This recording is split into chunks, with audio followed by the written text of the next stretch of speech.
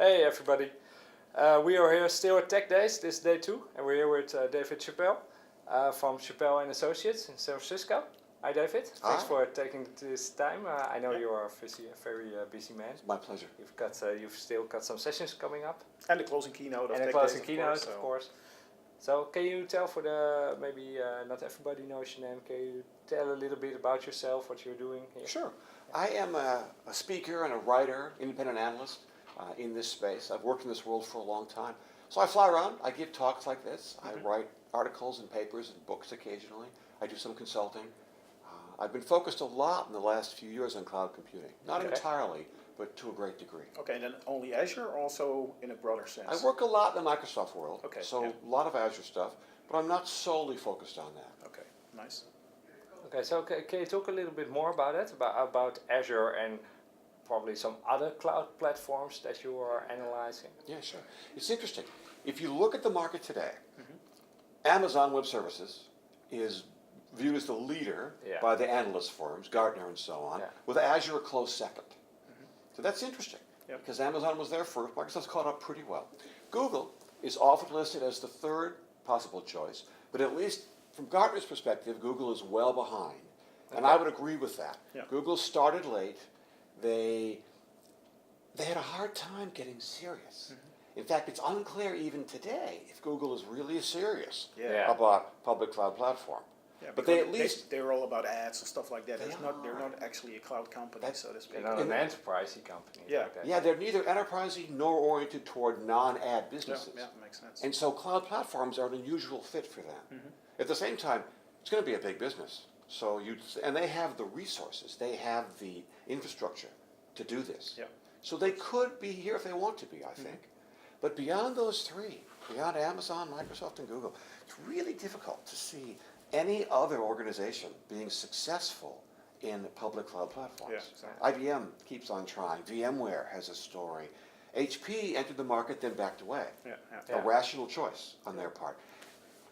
The scale, the investment, the level of money required to be even a player, never mind successful in this space, is daunting. And to see IBM do that, to see VMware do that, I'm doubtful. And do you see that on the same level for IaaS and PaaS, for instance, if we compare those to each other? Man, that's an interesting question. Do you mean, do they both require the same scale of investment? Well, no, I like to think about that because a lot of customers that we're working with, they are starting with the IaaS. They want to lift and shift their application to the cloud, or they want to just have some servers or reduce costs or stuff like that. But I think that mainly the real force of the cloud, or the real power in the cloud, is PaaS. If you can leverage the PaaS platform to do new kinds of businesses and stuff like that. But I'm very interested in, if we look at the competitors of Microsoft, so Amazon and Google, is that also for IaaS and PaaS the same? So it's always Amazon first and then Microsoft and then the rest, so to speak, or is there a difference? Yeah, I see. There's a difference. If you look at the PaaS market, Microsoft, of the big players, has been the most PaaS focused. Microsoft believes in PaaS. They always have. They began in Azure with only PaaS. Took them years to add IaaS. Well, Amazon, who arguably invented IaaS, has never been very PaaS focused. The thing about this is that Amazon is among the best companies in history at quickly sussing out what customers want and meeting those demands. What does that tell us about the current customer demand for PaaS? It tells us that Amazon is not hearing a lot of it. Is Amazon wrong about this? I don't think so. Are you wrong? No. I think over time, PaaS is going to become a very dominant approach.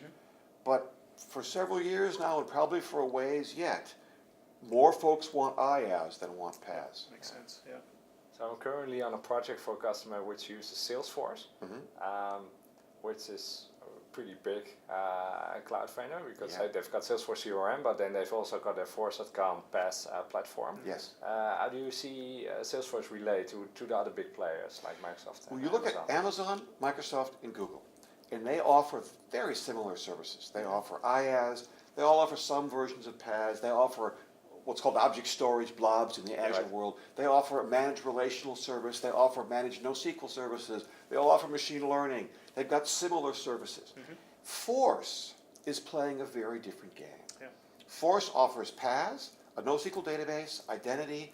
They're focused entirely on building new apps, colony apps that make use of the customer data in your CRM Exactly. Right. application already. Because it's there already. Right, exactly. Low Makes fruit, good low hanging sense. fruit. Yes, and their tools are very enterprise focused, easy to use to build these apps. And so they're playing a really different game than Amazon, Microsoft, Google. They're playing it very well. Did a good job, I think. Yeah. Okay. Nice. And if you look at the hybrid solutions that we see nowadays, I think our opinion is that Microsoft has a very great offer there. They are just as strong in the cloud as they are on-prem. If you look at the enterprise market, is that also true for instance, Amazon and Google? Not at all. Not at all. At least at the moment, anyway. Both Amazon and Google have said public cloud, and then you ought to use some more public cloud. Exactly. And Amazon has called hybrid cloud or private cloud false cloud. Yeah. Now, could this change? Yeah, potentially. Yeah. But we'll see what happens. Microsoft, you're right, is clearly well ahead in the private cloud / hybrid cloud world. No surprise, since they have this large on-premises installed base. Yeah. Yeah. Great. So if you mentioned private clouds or false clouds, and then one name immediately jumps to my mind, which is Oracle. So do you have any thoughts about Oracle in relation to the cloud provider? So as we sit here and speak, we're a couple of weeks after Oracle's big recent announcement about entering the IaaS market. Okay. And in that announcement, they said things like, we're going to be a real threat to Amazon, and we've got great stuff to offer here. And I read that, and I thought, you people are smoking dope. Because I don't know how anybody, like Oracle, I don't mean they're a bad company, I mean, they don't have the massive data center resources of a Google or a Microsoft. How anybody without that can try to challenge Amazon. Yeah, and it's a catch-up game. It's a catch-up You need game. to get to them. And it's a catch-up game where the leader is, at this point, 10 years ahead of you. Exactly. AWS first began to appear 10 years ago. And I read that announcement, and I confess, I'm just puzzled. What are they thinking here? Microsoft, with vast resources, lots of data centers to start with, has been working very hard, and they're closing in on Amazon, but they're not past Not them. there yet. No. And here's Oracle starting 10 years late, with many fewer resources, no serious data centers like Microsoft has, and they're going to somehow overtake Amazon? I don't understand. I am skeptical. Makes sense. Yeah. Okay. So in your closing keynote this afternoon, you're going to talk about developers and something you call the new defaults for those developers. So can you talk a little bit about that? Sure. So Without giving away the keynote, of course. No, it's okay. Yeah, no spoilers. So the idea here is that we live in a world where innovation is fundamental, right? When we build new applications, we're always innovating. Yeah. If not, we should be buying it, not building it, right? Right. So, how do you take advantage of innovation? Well, you change your behavior. And you don't just change your behavior occasionally. No, you make these new ways of doing things the default. And so, what I'm going to argue is that we all need to be aware of when it's time to reset our defaults, to switch to new defaults. And so I'm going to discuss 3 of those default resets for developers. The first one is every app is a cloud app. Every new app is a cloud app. Now maybe it runs in a private cloud, but it's built in the cloud platform foundation. It's architected as such, as a Exactly. cloud It's in application. a cloud-native Cloud application. native application. Exactly. The second point is every new app should use DevOps. The new default of how we build, how we deploy, how we update applications. And the third one is every project should consider open source options. Yeah. I'm not saying you have to use open source, but open source is so merged with Microsoft software, there's no sharp line anymore. No, exactly. And so every project ought to consider open source as a potential source of technology to exploit. Yeah, yeah. And that's very interesting because actually these are the things that we're looking at also for our customers. And what I see a lot in practice is that open source is seen as, okay, so that's free software. I don't have to pay any license. But in my opinion, that is not the biggest advantage of open source software. It's the whole culture behind it. and the way that is created by the community and by everybody that's committing stuff to this. So I think that's very great, and I think that's something that we need to do with our customers also. Yeah. Yeah. Well, one point I'd make about that is that you talked about the lack of a license fee. Well, but as the world becomes public cloud oriented, license fees go away. Yeah.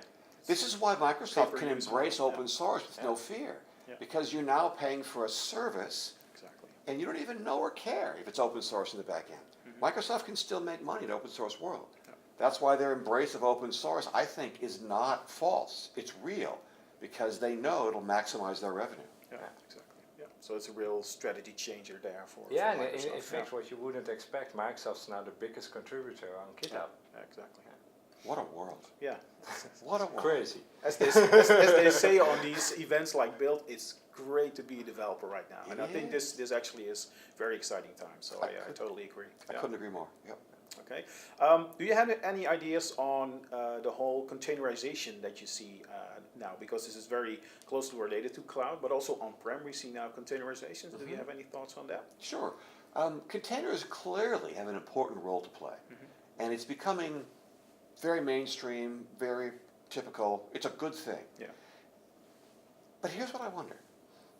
I want to know why it took us so long for operating systems to do what they were always supposed to do. Yeah. Right? They exist to let us run multiple apps effectively in a separated way. Yeah. How come it's taken us so long to actually get this done? Yeah, that's a great question. Yeah.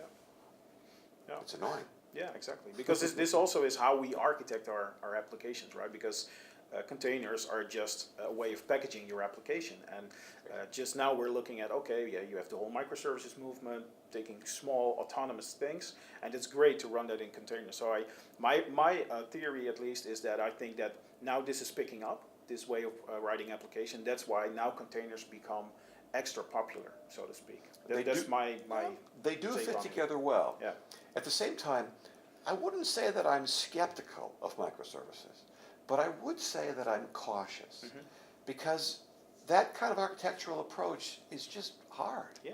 And the kinds of things that can work very well for groups of very smart developers Yeah, exactly. maybe aren't the best solutions necessarily for more average developers. And most organizations, by definition, have more average developers. Totally agree. So it's unclear whether microservices will ever be a real mass movement.